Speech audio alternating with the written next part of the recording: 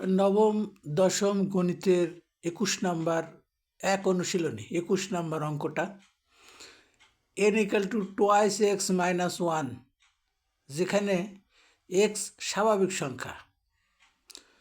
দেখাও যে n² 8 দ্বারা ভাগ করলে প্রতি ক্ষেত্রে 1 অবশিষ্ট থাকবে। এর সমাধান আমরা কিভাবে করতে হয় সেটা দেখব। তো এখানে যেহেতু দেওয়া আছে n = 2x - 1, তাহলে n হলো গণনাকারী সংখ্যা। তা এখানে আমরা দেখতে পাচ্ছি 2x - 1, তার মানে এইটা একটা বিজোড় সংখ্যা, অর্থাৎ যে কোনো সংখ্যাকে 2 দ্বারা গুণ করলে তারপর তার সাথে 1 যোগ অথবা বিয়োগ করলে সেই সংখ্যাটি বিজোড় সংখ্যা হয়। আমরা জানি স্বাভাবিক সংখ্যাকে n দ্বারা প্রকাশ করা হয় এবং এই স্বাভাবিক সংখ্যা হলো 1 2 3 4 5 6 7, এভাবে 1 থেকে শুরু, কিন্তু কোনো শেষ নেই। তো এই স্বাভাবিক সংখ্যাগুলির মধ্যে আমরা দেখতে পাচ্ছি প্রথমটা জোড়, দ্বিতীয়টা বিজোড়। আমরা যেখানেই ধরবো প্রথমটা যদি জোড় হয় তার দ্বিতীয়টা হবে বিজোড়, আবার প্রথমটা যদি বিজোড় হয় দ্বিতীয়টা হবে জোড়, অর্থাৎ একটা জোড় একটা বিজোড় এভাবে আসেই। এখানকার যে কোনো একটি সংখ্যাকে যদি আমরা 2 দ্বারা গুণ করি তারপর তার সাথে 1 যোগ অথবা 1 বিয়োগ করি, তাহলে সেটা অবশ্যই একটা বিজোড় সংখ্যা হবে। এবার এই প্রদত্ত সংখ্যাটাকে আমরা যদি উভয় পক্ষ বর্গ করি তাহলে দেখা যাচ্ছে n² = 2x - 1 হোল স্কোয়ার।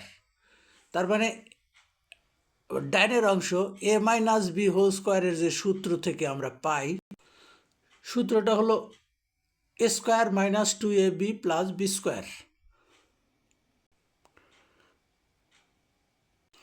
সূত্র থেকে যে 3টি রাশি দেখা যাচ্ছে, এই রাশিগুলির প্রথম দুইটির মধ্যে 4x কমন আছে। এ পর্যায়ে এসে আমাদের এখন যুক্তি উপস্থাপনের মাধ্যমে প্রমাণ করতে হবে যে প্রথম অংশটি অর্থাৎ 4x × x - 1, এই অংশটি 8 দ্বারা বিভাজ্য এবং তার সাথে 1 যোগ আছে শেষে, এই প্লাস অংশটুকু অবশিষ্ট থাকবে। এ পর্যায়ে আমরা যেটা দেখতে পাচ্ছি 4 × x × x - 1, তো যে কোনো সংখ্যার প্রথমে যদি 4 গুণিতক অবস্থায় থাকে সেই সংখ্যাটা অবশ্যই 4 দ্বারা ভাগ যাবে, অর্থাৎ 4 4 কেটে যাবে। যদি 4 দিয়ে ভাগ দিই 4 4 কেটে যাবে।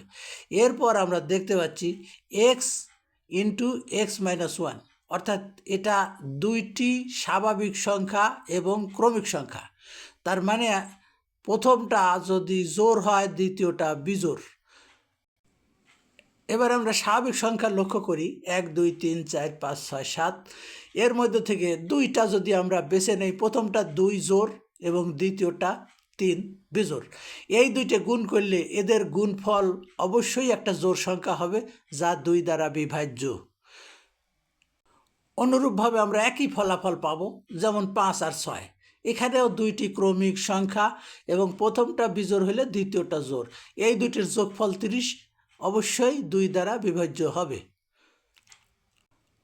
অর্থাৎ 5 আর 6 এর গুণফল যে 30 সেটা 2 দ্বারা বিভাজ্য।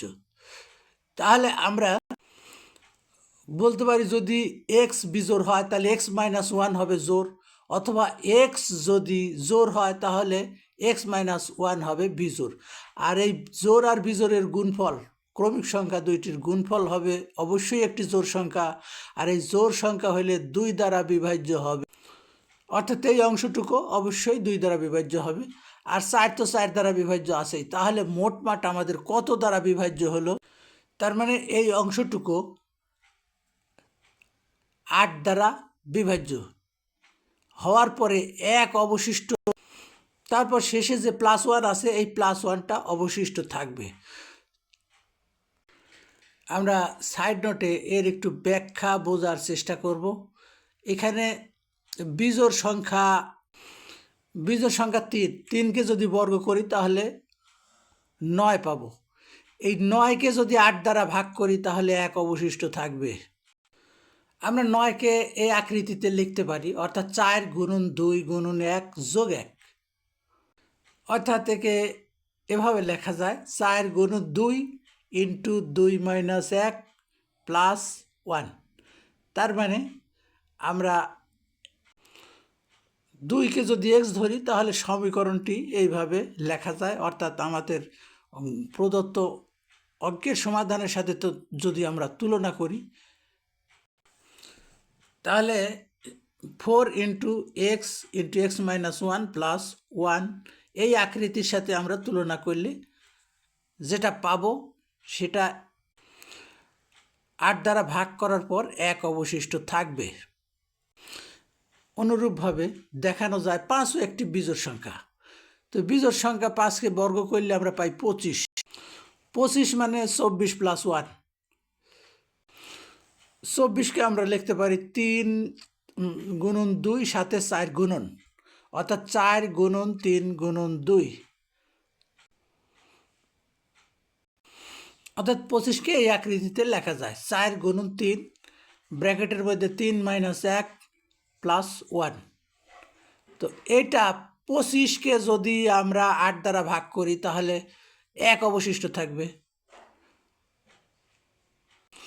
সুতরাং এখান থেকে আমরা এই সিদ্ধান্তে উপনীত হতে পারি যে যে কোনো বিজোড় সংখ্যাকে বর্গ করার পর তাকে 8 দ্বারা যদি ভাগ করা হয় তাহলে সেক্ষেত্রে 1 অবশিষ্ট থাকবে, অর্থাৎ প্রতি ক্ষেত্রে 1 অবশিষ্ট থাকবে।